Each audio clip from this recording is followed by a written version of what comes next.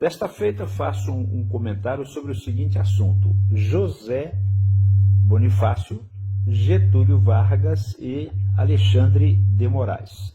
Em virtude da situação dificílima enfrentada pelo nosso país nos dias atuais, ainda que Alexandre de Moraes seja aquela personagem que mais aparece no tocante aos mais diversos desmandos por ele cometidos, e mesmo os especialistas divergem sobre quem realmente está acima do Alexandre de Moraes, e eu não quero discorrer especificamente sobre esta questão, mas fazer aqui um comentário rápido sobre estas três personagens da história de nosso país.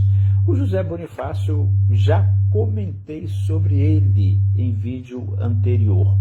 Quando da independência do Brasil, em 1822, ele estava presente como uma espécie de super-ministro de Dom Pedro I.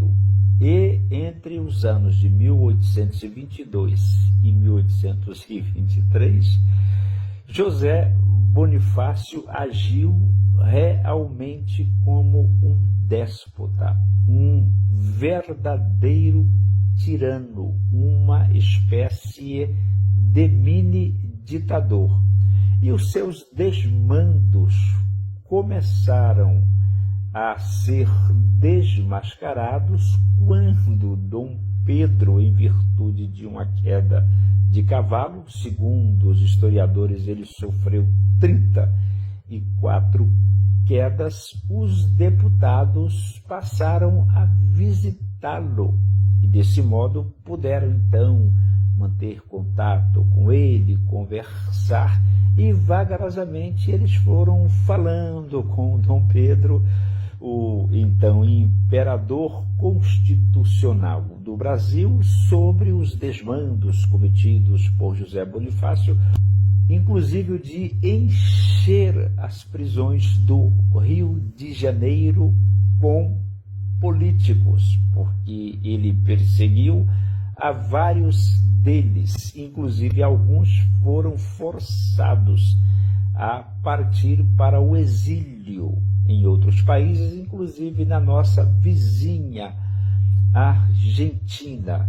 E José Bonifácio posicionou-se contra qualquer tipo de anistia, não apenas dos presos políticos, mas de tantos outros presidiários. Depois, a época de Getúlio Vargas, um ditador por excelência, da mesma sorte, os presídios do Rio de Janeiro, as chamadas casas de detenção, ficaram repletas de presos políticos, incluindo deputados, senadores. Dentre estes, existem aqueles que foram surrados porque apanharam com canos que eram utilizados para infligir-lhes um grande sofrimento e dor, militares, professores,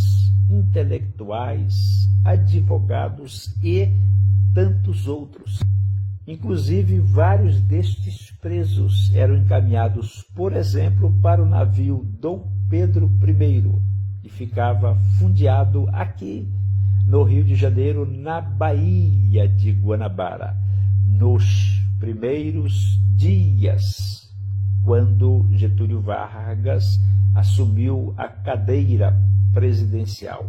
Depois, passado aquele primeiro momento, aquele sensacionalismo todo, quando o navio já não chamava tanto a atenção daqueles que habitavam na cidade do Rio de Janeiro, este foi transferido para um lugar mais distante.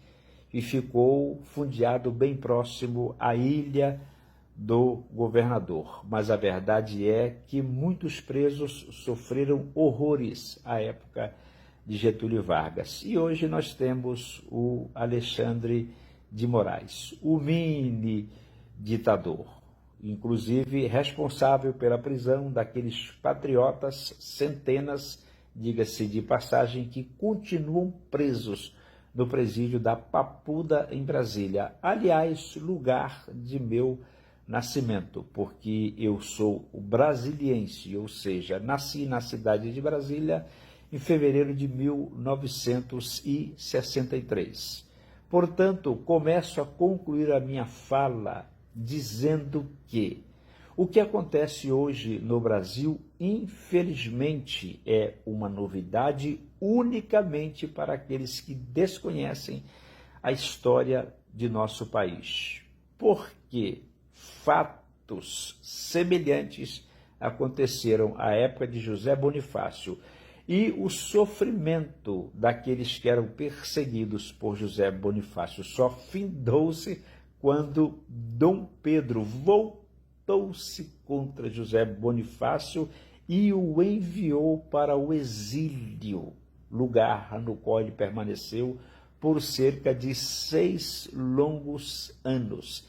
E a ditadura Vargas findou-se em 1945, quando o general do Exército, Góes Monteiro, seu braço direito, voltou-se contra ele e o retirou coercitivamente da cadeira presidencial. Entretanto, mesmo que Alexandre de Moraes caia, ou seja retirado da posição que ele ocupa atualmente, é muito difícil prever o que poderá acontecer ao nosso país, em virtude de que este encontra-se em uma situação muitíssimo complicada. Concluo, portanto, esta minha fala dizendo a você que o ideal é aguardarmos cenas dos próximos capítulos. Obrigado por ter acompanhado a minha fala até o término dela. Um grande abraço para você e até o nosso próximo vídeo.